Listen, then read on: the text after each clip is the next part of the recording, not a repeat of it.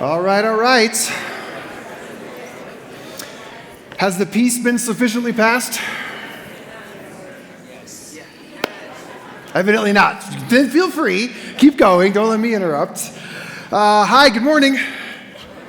It's great to be back here with you, Denver Community Church, especially on the beginning of Advent. I love this time of year, although it's a bit of a conflict, as I'm about to explain here in a second. Here's why. Okay, so Advent, for the uninitiated, I was just speaking with someone who said this is his first Advent to celebrate. I'm like, what do you mean? And he explained, well, I've had a complicated relationship with the church for many, many years for understandable reasons.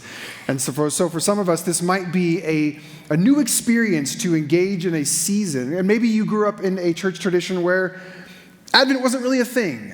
Maybe you're unfamiliar with it. And so, generally speaking, Advent is the 4 Sundays leading up to Christmas. It is the time in the Christian liturgical calendar. Actually, it's the beginning of the Christian year. So Happy New Year in the Christian calendar, by the way. It is the beginning of the liturgical calendar. And if you don't know what the liturgical calendar is, that's okay. It's essentially just a way to organize the 12 months of the year in a way that allows the church to give expression to all of the different parts of the human experience. So each year you get to practice and embody different parts of what it means to be human through different parts of the liturgical calendar. So Advent, then, is the time in which we practice things like waiting, expectation, a sense of longing. Like these are our experiences that we have in life. So this is what it means to be human. It's pretty normal to have these experiences. But Advent gives us 4 intentional weeks to really lean into this time. And then Christmas, when in the tradition of the church, Christmas then begins on the 25th, and you get the 12 days of Christmas leading into January 6th, which is Epiphany. Now, the reason why I said it's a bit of a contrasty time of year is because, culturally speaking, this is the time of year where we celebrate Christmas, and we get lights, and we get music, and we get cookies and candy canes, and all of that is great. I'm not here to Grinch your Yuletide glow. Like, enjoy the time of Christmas. This is beautiful, and it's a wonderful thing. It's just not Advent, per se, because Advent is a bit more angsty. It's kind of the darkness, the leaning into the what it means to be human, where we're waiting. We're expecting. It's that part of us where we're in like a really dark night. And on some level, we know that dawn is going to break. Like, we know the light is going to come eventually. But then other times, there's this part of us that maybe isn't that confident. You ever had that dark night where you're like, okay, yes, I know I've lived enough life to know that the light will eventually break, but maybe what if this is the one time where darkness wins? That's Advent, that being in the angst and the waiting. During Advent here at DCC, we're going to actually pause our series on Acts, and we'll resume that come January. And for these 4 weeks of Advent, we're going to use the scriptures that come through the Revised Common Lectionary. And again, if this is another term you're not familiar with, that's okay. The lectionary is a way to organize scripture readings over a 3-year period so that by the end of 3 years, you've essentially read through the entirety of the Bible. Many churches and denominations around the world are on the same lectionary reading schedule. And so we're joining that schedule for the next 4 weeks here at DCC. And the Old Testament reading, because if you're familiar with the lectionary, there's usually a psalm in an Old Testament and a New Testament and a gospel. For the Old Testament for this year, for Advent, we're going to be in the book of Isaiah. The book of Isaiah. And so in order to give us a little bit of understanding of what's going on in these, because maybe you spend a lot of time in your own days reading the book of Isaiah. If so, congrats, you're a Bible nerd. I love you. But the rest of us may not have a ton of exposure to Isaiah. So I want to give us just a moment to ground us into the context of Isaiah. So I'm going to briefly do some Bible history, if that's okay. I've heard here at DCC there's an appetite for, appreciation for some Bible nerding out. And for the rest of you, it'll be over before you know it, I promise. It's going to go really quick. But here's what I want to do just to get us into the book of Isaiah. Okay. So the Old Testament, among other things, one of the primary purposes of the Old Testament is to chronicle the story of the Israelite people. And the Israelites essentially are the descendants of Abraham. You may remember God gave a promise to Abraham that through your descendants, I'm going to bless you so that you can be a blessing to the world. The mission statement, if you will, that God gave to Abraham and Abraham's descendants is, I will bless you to be a blessing to the world. Through your descendants, in other words, God says, I'm going to reveal who I am to the world. You're going to show the world who I am. So this is the Old Testament is the history of the Israelite people. And so you have Abraham, Isaac, Jacob, et cetera, et cetera. And for a long time, once Israel was liberated out of Egypt, and they had their own people, their own land, they were ruled by judges for a really long time. And this kind of worked for the most part. Until one point, Israel said, you know what we'd like? All the other nations around us, they all have kings, and we just have judges. We'd really like to have our own king, which I know we can't relate to here in America, what that's like. But at one point, Israel's like, we'd really love to have a king. And so the leaders of Israel acquiesced to this demand, and God acquiesced to this demand. And so you can put the next slide up. And so there was a period, you had Saul, who was the first king, and then you had David. He's the one who played the secret chord that the Lord really loved. He was the second king. And then you had Solomon, who was the third king. And look, it was about 3 kings into this when the wheels came falling off. Like, they just did not get very far into being ruled by kings before the whole thing kind of went up in flames. And so after Solomon, then you have a division happen within Israel. And now you have what was a unified kingdom being broken off into 2 groups. The northern kingdom, which retained the name of Israel, was made up of 10 of the 12 tribes of Israel. And then the southern portion, they got a new name called Judah, and they had 2 of the tribes. Most importantly for them, they had the tribe of Levi because they had Jerusalem as their capital. And these were the 2 kingdoms, Israel and Judah, that split, as you can see, about 930 BC. And they existed more or less like this for about 200 years. Then you have the Assyrians come onto the scene. And the Assyrians were like the world conquerors. In about the year 700 or so, 722, the Assyrians come in and they wipe out and they conquer all of the northern kingdom. So 10 of the 12 tribes of Israel have now been subsumed and taken over by the Assyrians. And the Assyrians try to infiltrate Judah, the southern kingdom, but they're able to hold off a little bit. And Judah then is able to exist about that as its own entity for about another 100 years or so, and then they eventually get conquered by the Babylonians in the year 586, and now the land that used to belong to Israel is now gone, and they spend the next several centuries as exiles in their own land, and that's where we get to, eventually the Greeks and the Romans and so on. Okay, Bible history over. How'd you do? We did. You did good, didn't you? Well, all right, I love it. Well done. Okay, so then Isaiah. So Isaiah comes onto the scene right about the time when the Assyrians, after having just taken over the northern kingdom, they're encroaching on the southern kingdom, and this is the time when Isaiah comes onto the scene as a prophet. And prophets in the Old Testament, more or less, were people who sought from God insights, wisdom. They wanted to know, God, what do you have for our people? And then the prophets did their best to convey that message to the people. And so Isaiah was in this moment where their northern siblings had already been conquered, and Assyria was knocking at the door of Judah.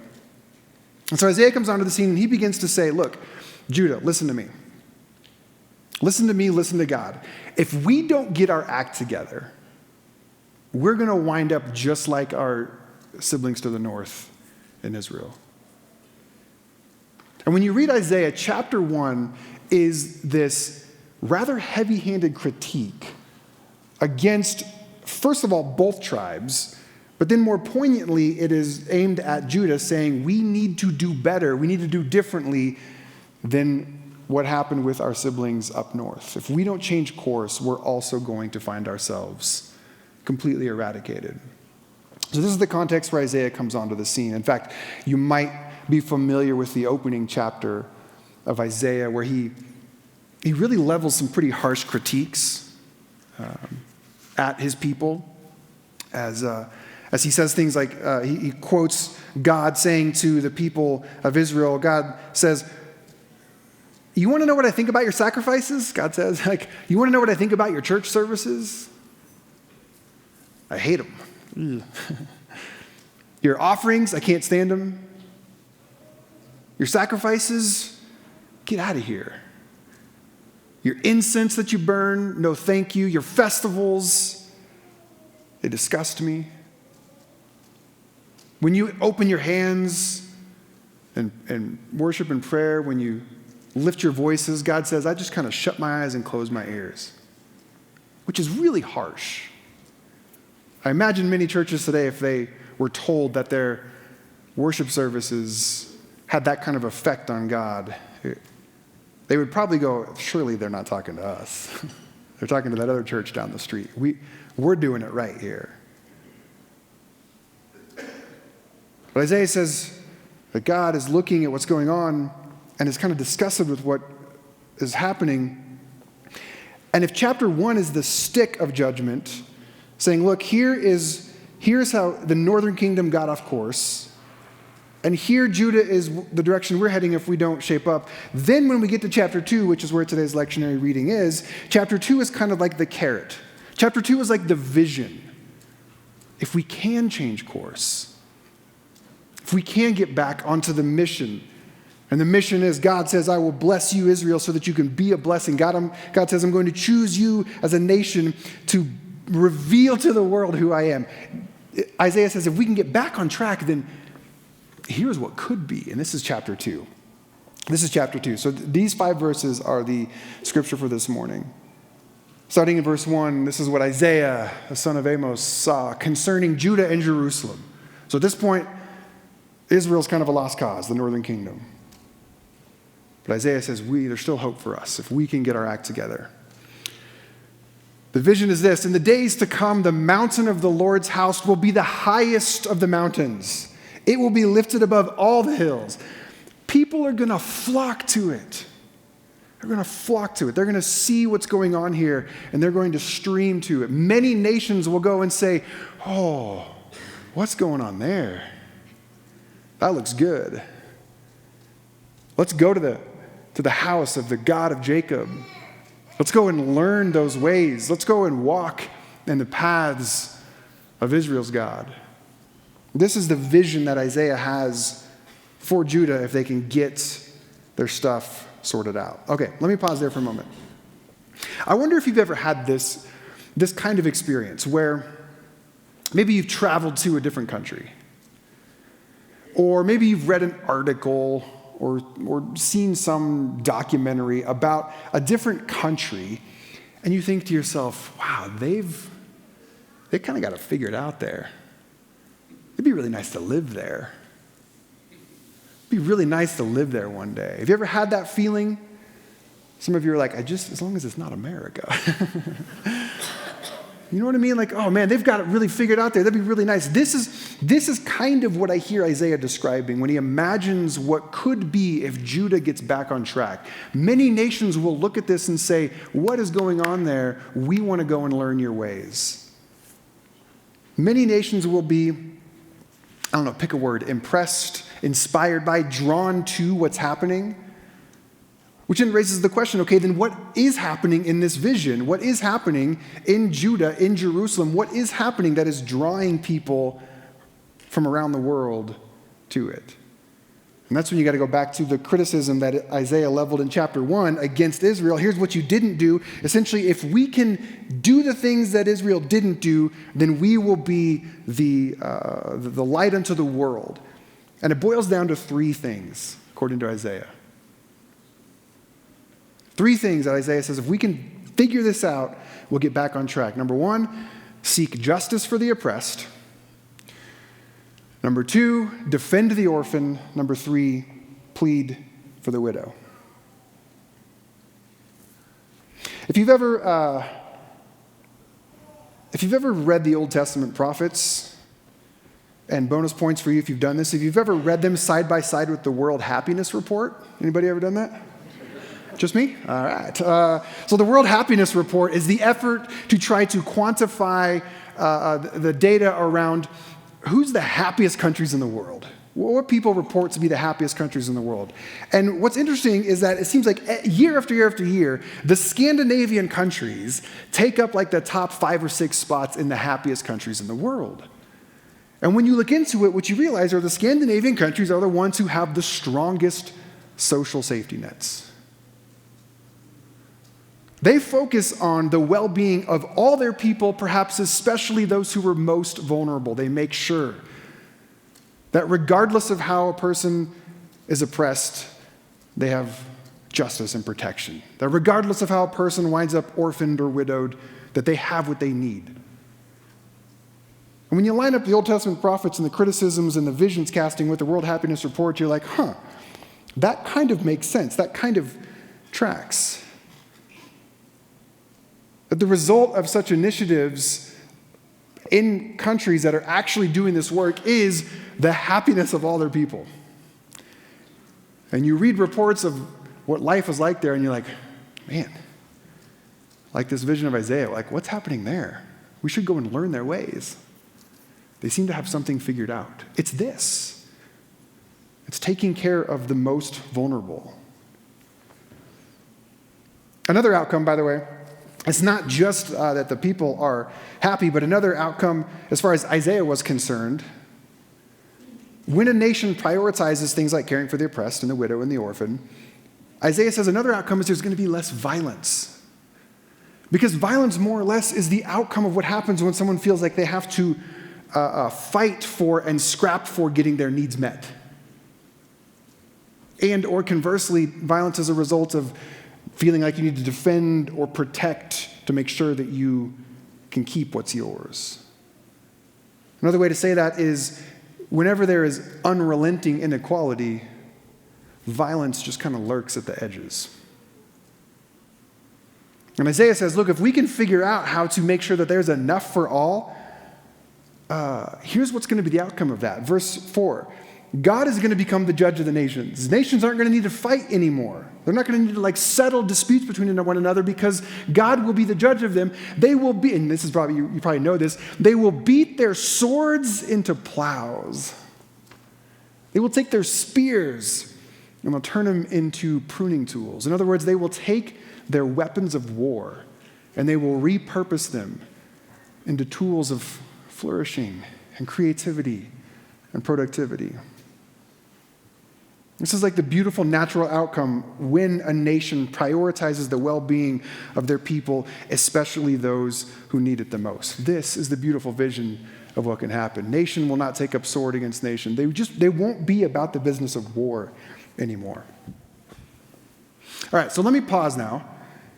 Let's shift from Isaiah 2,700 years ago to you here now. And in order to do that, I'm going to say something that I only kind of believe. But I believe it enough to live it. And hopefully that'll make sense in a minute. But I only kind of believe what I'm about to say, meaning it may not be exactly 100% true or accurate, what I'm about to suggest to you, but I think it's true enough. And here's what I mean.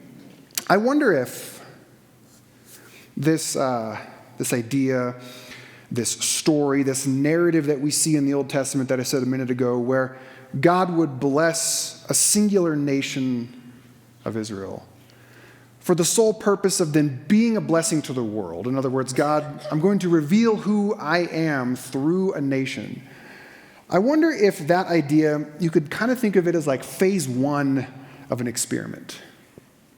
And in this experiment, God says, could a large mass of humans who are under the banner of a singular nation, can that be the mechanism by which I am reflected. My heart and my values and my dream is reflected to the world through a singular nation. And it turns out if you read the Old Testament, and we've already sort of mentioned that today, that after several centuries of trial and error and fits and starts, the project really didn't work. Phase one of the experiment ultimately didn't work. Not only did the Assyrian conquer the northern and the Babylonians conquer the southern, but ultimately that did not work. And so then you get to Jesus, and you get to this God in the flesh, and you get this movement of people who rise up around the life and the teachings of Jesus, and we're like, okay, we want to follow in that way. There's something about that we find captivating, compelling, and we want to organize ourselves around the teachings of Jesus. And so I wonder if you could then say the church is kind of like phase two of the experiment. Hang with me here. Again, it's not like super true, but it's true enough. The church is maybe like phase two of this experiment. So instead of God revealing God's self to a singular nation, now it's like, let's split it up into like a decentralized network of faith communities spread all throughout the globe. Let's try it that way. And let's see if God can be revealed to the world through these diverse churches sort of scattered all over the globe. And the church was given really the same marching orders as Israel. The church was given the marching orders of reveal God to the world.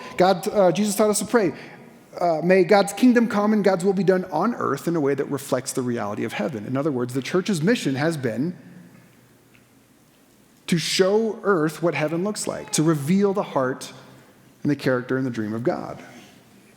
And just like the phase one of the experiment had several centuries of fits and starts and varying degrees of successes, I would argue the last 2,000 years of the church also has been kind of a mixed bag. We've certainly had moments and pockets where the church has been a kind of light to the world, and then we've had moments where the church has really been embarrassing, to put it kindly, but like sometimes demonic harbingers of evil, like really far astray from the marching orders, from the mission. So phase one didn't really work. Phase two didn't really work. And sometimes I wonder if Jesus were to like show up today. Sometimes I wonder if Jesus would be a bit cringe about the church, not just because of how we've sort of gone far off a plot, but just that we exist at all. I'm not always sure that Jesus necessarily intended to begin another religious institution. Although as we will continue to study in the book of Acts, we'll see it makes sense that that's what happened. I mean, it totally is understandable that the disciples and the early followers of Jesus would eventually organize, like that is the thing that made sense to do. But when you read about how Jesus sort of felt about religious institution and religious leaders, it didn't have great things to say. If we were to read the gospel selection, for example, of today's lectionary text, we'd get a portion from Matthew 24 in which Jesus is telling his disciples, yeah, that temple that we just left and the whole religious industrial complex that supports it and surrounds it, that whole thing's going to collapse. Like, you know that, right? Jesus says. Like, it's not going to last. And when Jesus talks to the religious leaders, he says things like, man, woe to you, how terrible it is for you. You are hypocrites. Like, you are out here doing all of the right religious things. You're tithing, your services, your sacrifices, they're all wonderful, but inside, you're a mess. You're a nightmare, Jesus says. So I don't know. I sometimes wonder what Jesus would think the fact that after he left, his disciples kind of created another religious institution. But as I said, I kind of believe this, but it's not totally true. But phase one, singular nation, God revealing to the world what God is like, didn't really work. And it especially wouldn't work today, by the way. I mean, our globe is 8 billion people now. Picking one nation to be like the representative of God just isn't practical. Phase two, 2,000 years of the church, not super great. Which leads us then to what you might call phase three, which is kind of the only option left, and maybe the best option, which is you. And you. And you. And you. And you. Like this, I think might be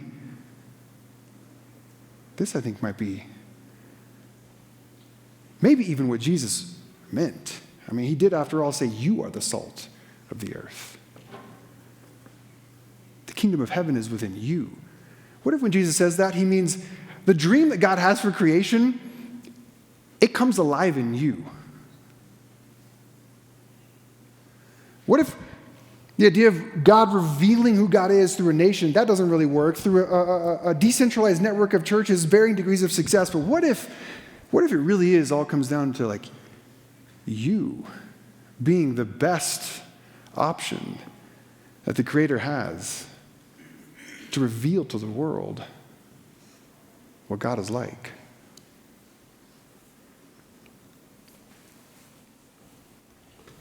What if you are the avenue by which God is revealed to a hurting, broken, anxious, scared world? What if it's through you?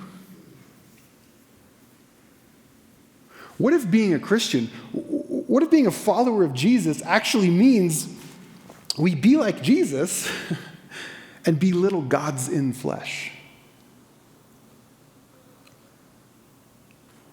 I think this is absolutely what Paul probably envisioned, because he talked about the body of Christ over and over again, as though each of us have this responsibility, this call, this invitation to be ourselves, to play our part so that the divine can be made manifest on earth in a way that reflects the reality of heaven.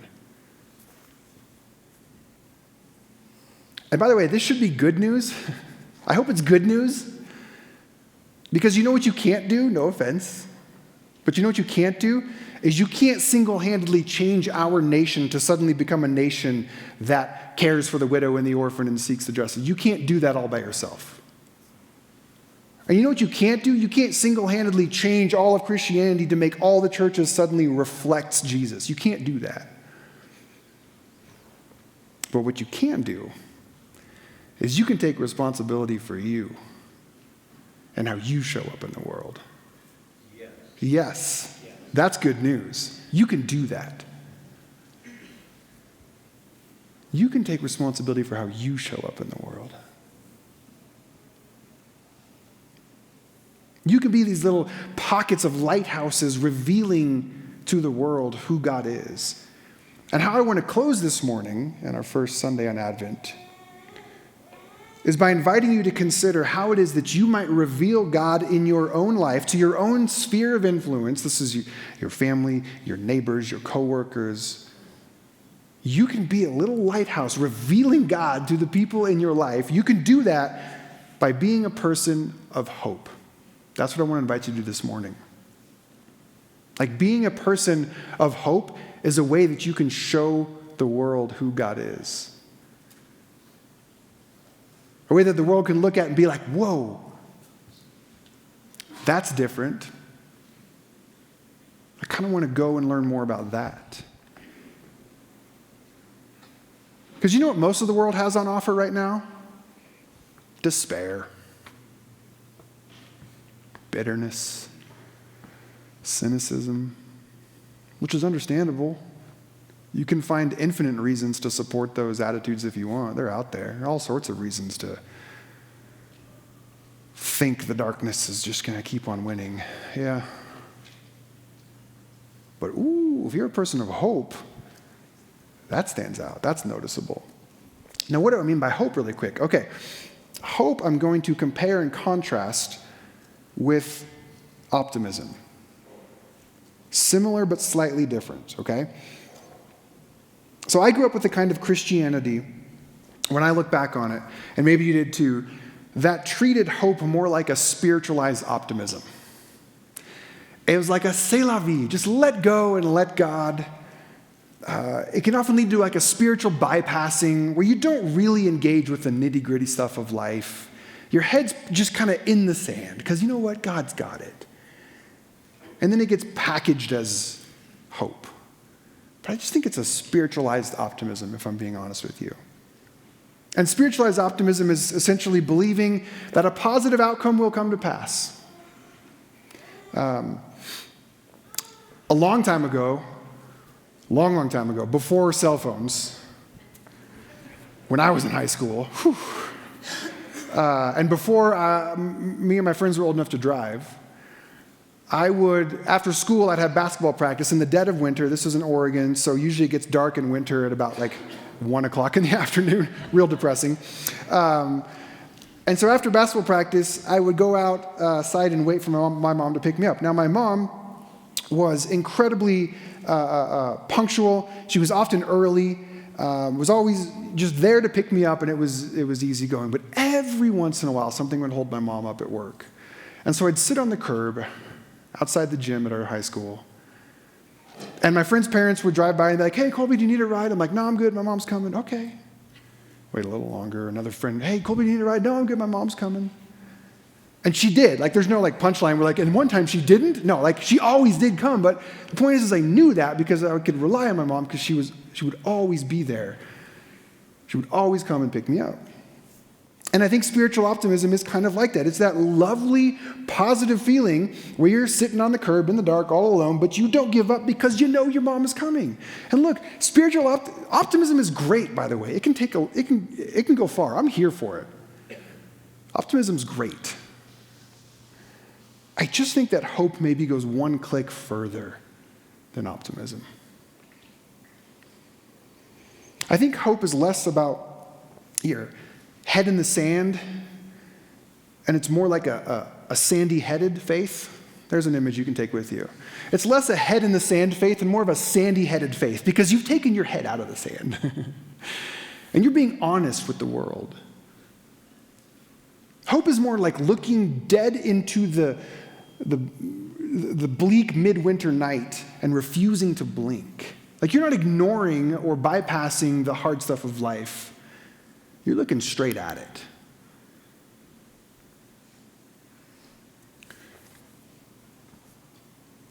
I think maybe hope is, you know what, even if my mom doesn't show up, even that too will be okay. This is why I think hope is one click more than just optimism. Optimism, it's going to work out. Hope is, and even if it doesn't, even that will be okay. Even if this, or even when this darkness that I'm in does not pass, or even if it does not pass in any timeline or manner in which I expect it to, then even then it will be okay because I will be okay. This I think maybe is the hope of Advent. In the year 1373, a young woman by the name of Julian was on her deathbed. And as she was suffering with this illness that was taking her, she had one evening about 16 visions in which Christ appeared to her and showed her all manner of things and took her like on this journey of the cosmos and through the love of God. And at one point in one of Julian's visions, she was bringing to Jesus all of these like complaints and frustrations. Like, you see the suffering of the world, right? You see my own suffering. You see the injustices in the world. Like you see what's going on here, don't you? You see all the sin and the chaos and the disaster and the darkness. And Jesus said back to Julian these words that have now been, for 700 years, they have stayed with the church.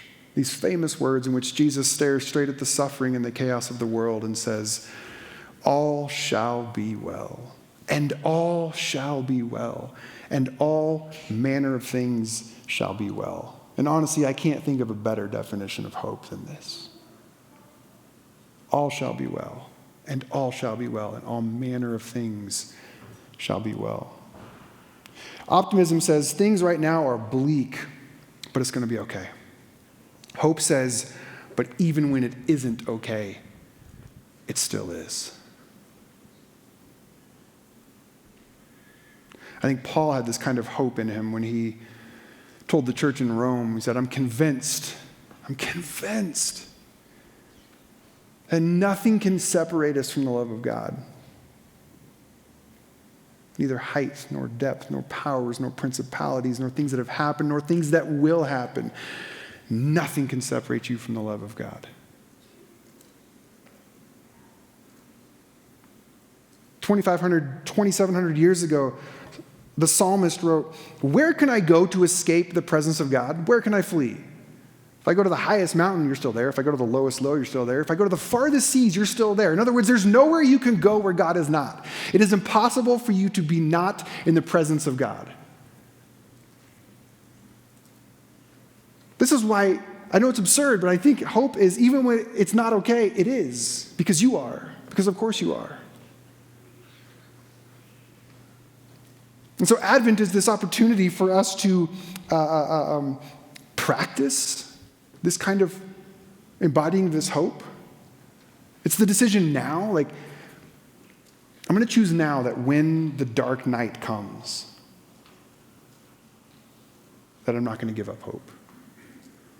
Because sometimes it's easier to prepare for it ahead of time. If you wait until the dark night comes to then try to hold on to hope, then it gets really hard. So Advent is this chance to yearly practice this, being a person who holds on to hope. And yet the irony with Advent is we kind of know how the story ends. We know how Advent ends. It ends with the birth of the Christ child. It ends with the angels in heaven, glory to God in the highest. But this is just not how life works. We don't know when our stories end. We don't know when the darkness ends. And like I said at the beginning, sometimes we don't know if it will. So we practice now. We practice the waiting and the hoping now. We practice now by saying, yes, life can get really, really hard sometimes, yet still I will hold on to hope, because even when it isn't okay, it still is. And some of you are here right now, and this is actually the moment you are in right now. Some of you are like, I don't need to practice, bro. It's happening now.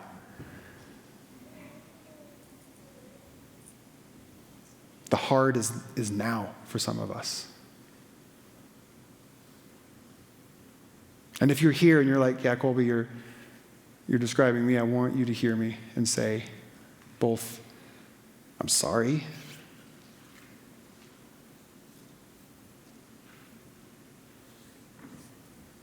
because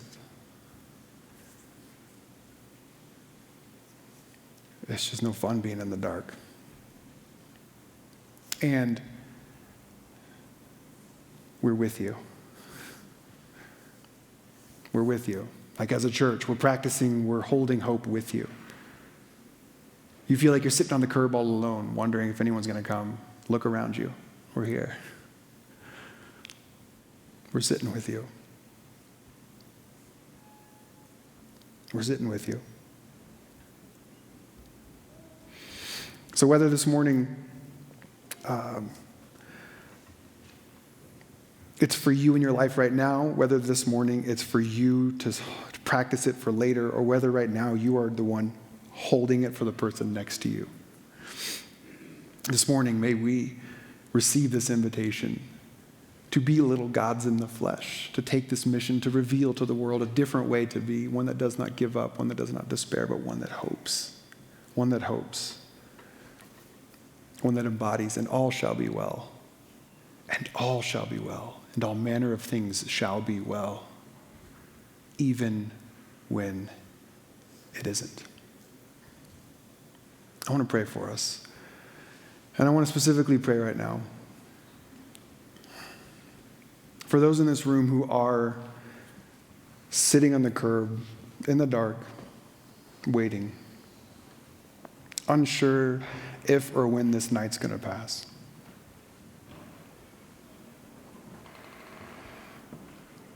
And God, as someone who has sat on the curb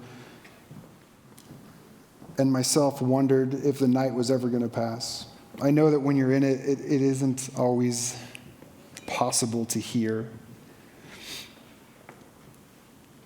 And that's where we need the church. That's where we need the people sitting next to us. That's where we need the friends and the family to say, I can hold on to this with you and for you.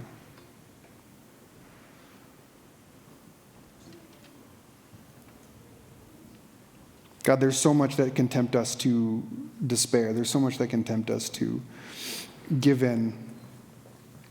And to the extent that we are able, God, we say yes to this invitation to be little gods in the flesh this Advent season. to practice the holding of the hope.